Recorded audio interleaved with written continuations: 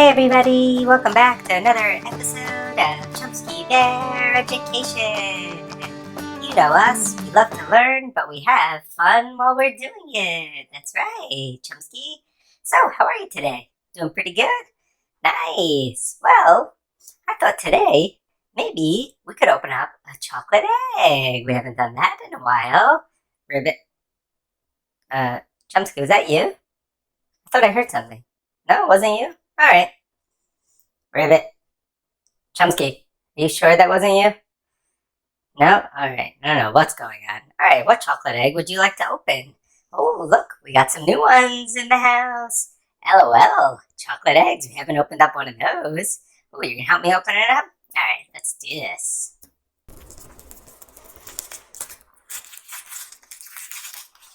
Look at that. One shot.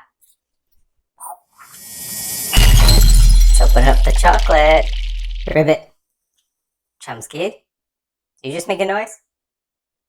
Wonder what that was. Oh, check it out. It's an LOL doll. Eraser. That's pretty cool. That's a nice little thing to add to the collection. Ribbit. Chumsky, please say you heard that. You also heard that? Wonder what's making that noise. Do we have a frog in the studio today? Ribbit. Oh my gosh, Chumsky, look! Whoa, that is a cool looking frog. I guess we do have some frogs in the studio today. Well, I thought maybe today would be a good day to learn about them. Haha. No, I didn't set that up, Chumsky. A frog just happened to walk in here. Silly.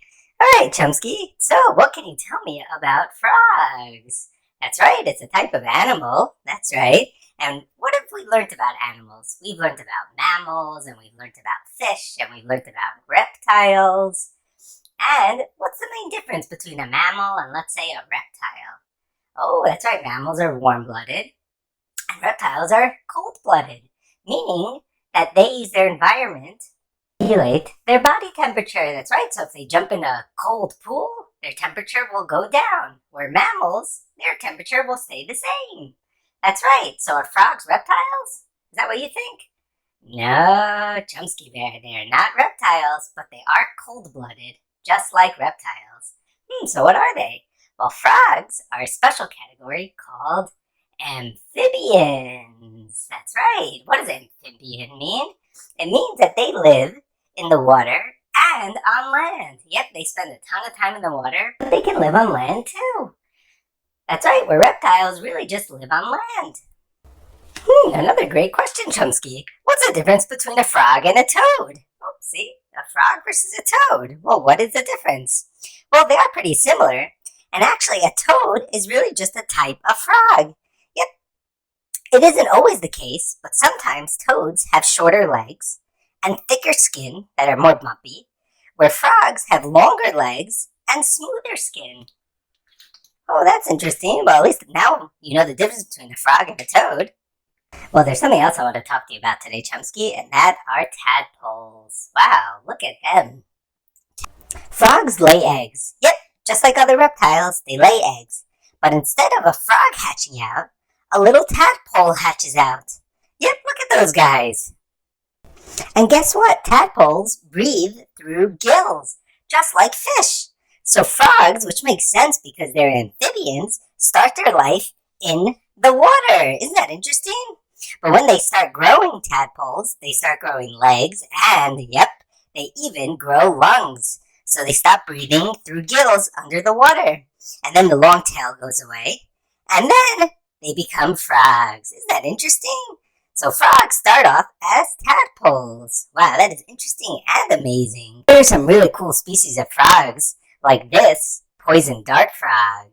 Well, isn't that cool? They come in so many different colors. Check them out. Well, they're called poison dart frogs because they are very, very poisonous. Oh, you don't have to worry about it, Chumsky. Don't worry. It's really only if you touch them. And then, let's say, touch your mouth. And they're only poisonous in the wild. If they're bred here, not in the wild, in captivity, they're actually not poisonous, and they come in really cool colors. Check it out. Well, they're called poison dart frogs because People who lived near these dart frogs used to actually rub their darts or arrows on the frog to get the poison onto it. That's why it's called a poison dart frog. So frogs usually live near fresh water, not salt water.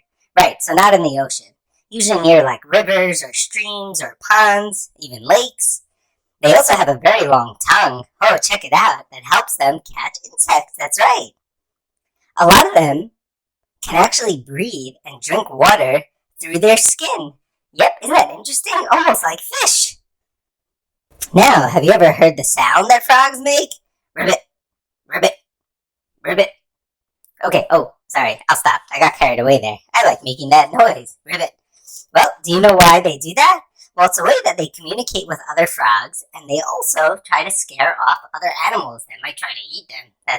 So, Chumsky Bear, that was a really interesting video about frogs. Ribbit. Right? Ribbit. Right? Okay, I'll stop this time, Chumsky. Well, so what did we learn about frogs? Well, they're amphibians, right? Because they live in the water, and they live on land, not like reptiles, right? But they are cold-blooded, so there are some similarities. And what was really interesting, they start off as tadpoles, which are almost like fish. That's right, until they grow up into frogs.